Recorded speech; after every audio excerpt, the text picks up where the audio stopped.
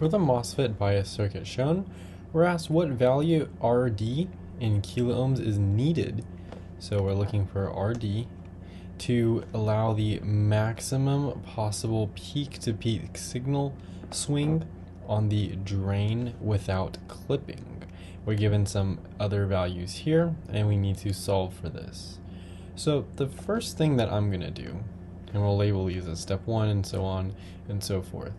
We have our step 1 here. And with step 1, we know that we want to find our RD. And so our RD, the resistance here, is going to be like the following. If we look at our RD section at the bottom, we have RD is equal to, we are going to have some source voltage. In this case, it's going to be our VD. So we'll have VD minus the bottom voltage, which is ground, so that'll be 0 volts. And this is over the current that's over this. So that's going to be our ID. Now there's two unknowns here. The first is our VD and the second is our ID. So let's solve for these. Well, let's start with our VD. Or actually, let's start with the ID, because the ID is arguably the easier of the two. So our ID, and this is step 2, is going to be equal to, if we look at this, our current is just going to flow through here completely, so we'll just say our IS. And our IS is just going to be equal to our VDD, the very source, minus our VS over our RS. And we were given our RS and our VDD. However, we weren't given our V of S. So let's find that. So let's start this, and we can come back to this. Well, step 3 would be to now find our V of S. If we look at the following node right here, it's going to be equal to our VG plus the gate, which would be, if we looked at the previous one where we've drawn the gate that we drew previously was like right here. So with the about the source, and it's with the drain right here, the VD, and then it's above the gate. Well, for this one, we'll say that it is, we'll just put it like, it'll go right here. I believe that's the correct location. And we'll have VG plus our V, and this is going to be our GS. So the source in here. So we're setting our voltage source equal to the two of these added together, because if our VGS is right here and our VG is there, well, the voltage is splitting across both of them. So we add them together, it's going to give us our VS. Now, do we know these? Well, we don't yet. We need to solve for them, so we can continue doing that. Let's solve for our VG first. And we're going to do the same thing that we did last time after my correction with the node voltage, or the voltage divider. So with our voltage divider, we know we have the voltage we want to find, which is our VG. It's equal to the voltage source, which is VDD. And this is all happening over our VG2. Because if we were to draw this out just like last time, we have our VDD here, and then we have our RG1 right here. We're just rewriting this. And then we have our resistor right here, which is our RG2, and we have our VG over this. So that is how, if we were to draw just that part, would look. And so if we plug this in, we are going to have our RG2 on top, and this is going to be over our RG2 plus our RG1.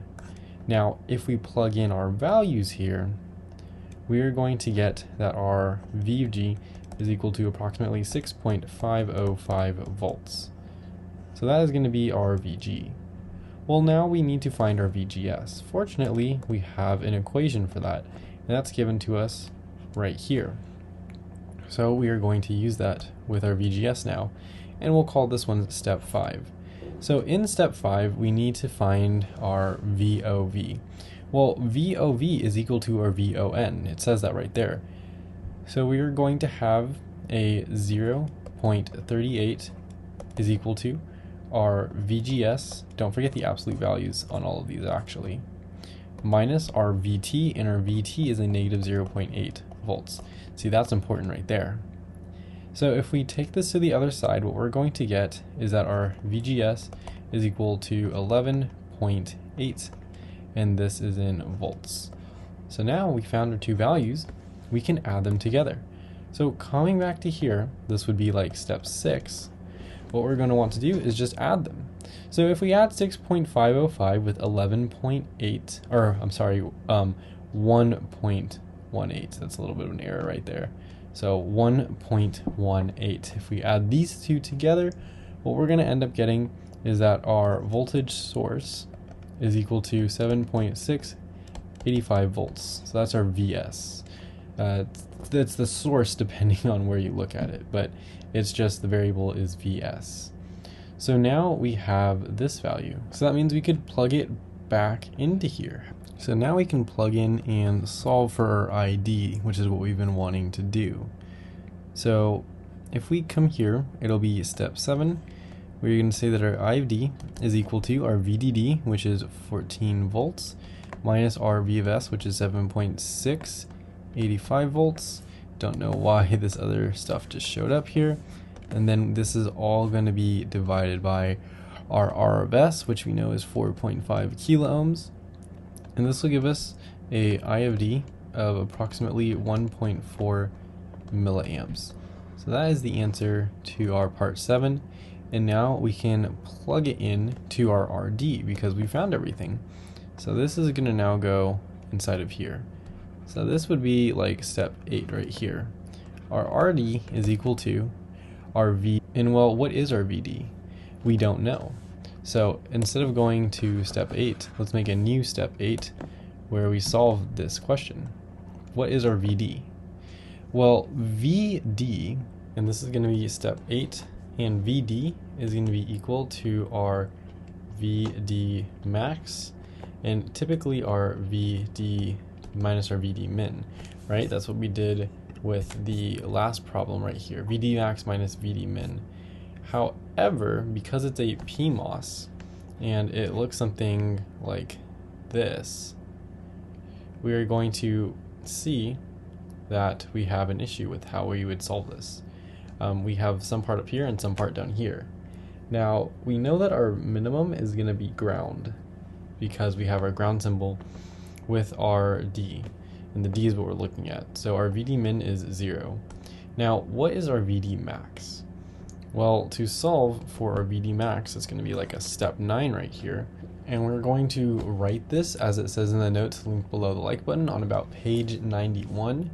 For a PMOS in saturation, we want our VDS, which is the absolute value, to be greater than or equal to the absolute value of VGS minus the absolute value of VTP, right?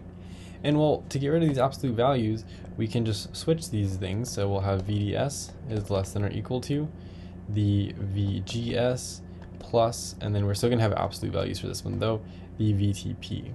So that means that if we were to write this how we would want it, we want our VD max to be less than or equal to, and that's how we would know it's our max. And then our gate source is just going to be the V gate here, and then we have plus our VTP. So our VD max is going to be what this is. It's going to be whatever value we have here. We could basically just set it equal to. Our VG we found to be 6.505 plus our VTP, and this is again absolute values, so it's going to be a 0.8. That means our VD max is going to give us a value of approximately 7.305 volts. So if we were to plug this into here, we would basically be saying that our VD is equal to 7.305. Well, since it's like this and like this, what we're going to want to do is divide this by 2. That way we just get the upper part. So it'll achieve the maximum signal swing on VD because that is what we are trying to achieve. That's what we're desiring. And that's going to give us, so this right here is going to give us approximately 3.6526 volts. And this is for our VD. So that is the answer to our VD. And now we can finish this off finally. We're going to go back to our step 1, And now step 9 is just plugging in our values. So we have RD is equal to 3.6526 minus our 0, this is all volts up here, over our I of D, which we found earlier to be 1.4, and this is in milliamps. So this is going to give us an answer of approximately 2.603 kiloohms, and that is our RD, and that is how we would go about solving for this problem.